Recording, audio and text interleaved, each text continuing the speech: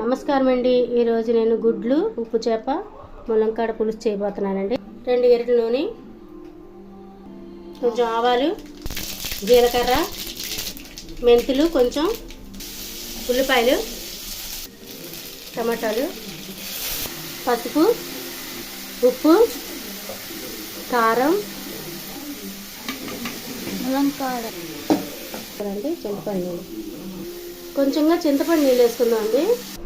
ములంకాడ బాగా ఉడకనిద్దామండి, పులుసు మరగనిద్దాం. గుడ్లు ఉప్పు చేప వేపి పెట్టుకుందామండి. ఇందాక వేప మర్చిపోయాను.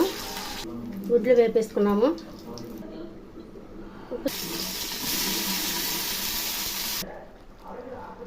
గుడ్లు ఉప్పు చేప వేసుకుందామండి. ఒక 5 నిమిషాలు ఉడకనిద్దాం. మన పులుసు రెడీ అయిపోద్ది. మన పులుసు రెడీ అయిపోయిందండి. మీకు ఈ వంట నచ్చినట్టయితే లైక్, షేర్, సబ్స్క్రైబ్ చేయండి ప్లీజ్.